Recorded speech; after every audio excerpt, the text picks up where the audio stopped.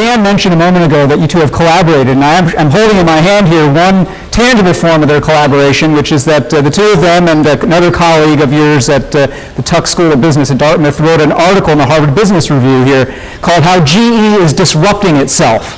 Jeff, you spoke of reverse innovation in the heart of your remarks there, and a lot of that is what you're unpacking in this article, and I'd love for you both to speak to this. If you could just linger on what you mean by reverse innovation. I would say is that most of us who have grown up in global companies, GE has got about 60% of our revenues outside the United States, and that's really taken place over the last, let's say, 25 years.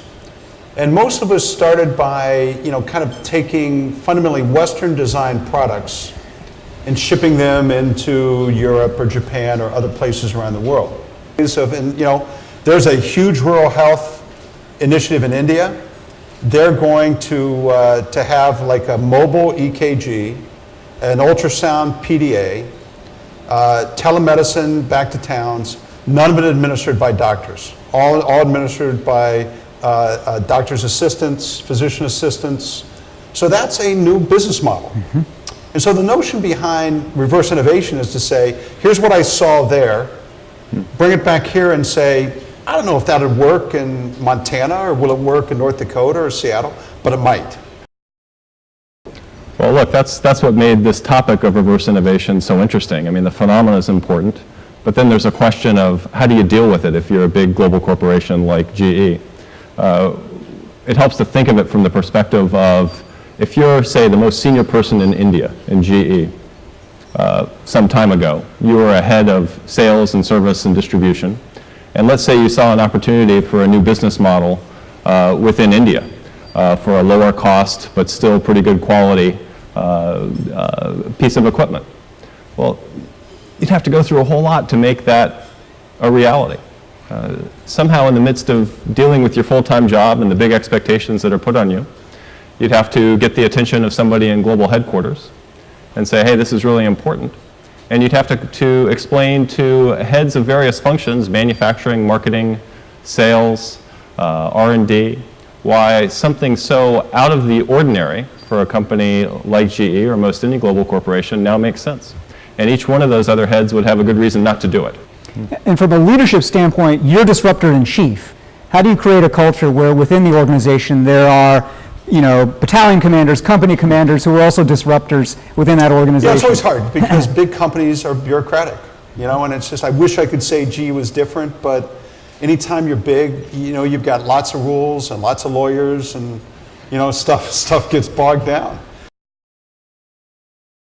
For you, day to day, running this company, how do you set a tone as a leader that says to folks in India, in China, in these markets who might be on the ground seeing opportunities for innovation, how do you make it safe for them to even imagine going there? I give them money. In other words, I'm like the disruptor in chief, right? So I was in India last week. I'm quite thrilled with the progress we've made. But I basically, we can sit there and say, you know what, we're gonna completely develop a product line here. Here's $50 million, and the business guys just have to get in line. And I think what you have to do is what we try to do is just pull stuff out of the pile. We have like 30 projects that we call imagination breakthroughs, where I'm like the project manager of these projects, and it's the way I can kind of pull these out of a pile. What Jeff is talking about, being the project manager of a small team of an innovation project, is so unusual and yet so important for CEOs to take such a direct interest in small projects that have the potential to change the world. More companies need to be doing that.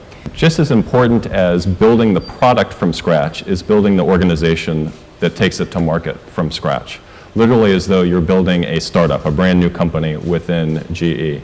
Very hard to do, especially if you use a lot of people that have worked for GE or your company for a long time. They're going to tend to relate to each other in the same ways. You need some outside influencers. You need to redefine what everybody does within that team to give that team the greatest possible chance of success. We've got, in the case of healthcare, there's, I think, meaningful Chinese competitors who I respect a lot. Mindray, Newsoft, good companies. They're constantly saying, we want to come to the US and grow. They make ultrasound, MR, things like that. I say, guys, have at it, because we're going to kill you in China, right? We are totally going to have every product you have, we're going to have. Every sales rep you have, we're going to have. And I think sometimes, you know, American companies, we had such a great market here for so long. And the U.S. will always be a great market. But look, I think we have to be hard-nosed, hustling, tough-minded, to say that there's no customer anywhere in the world that's off limits for GE.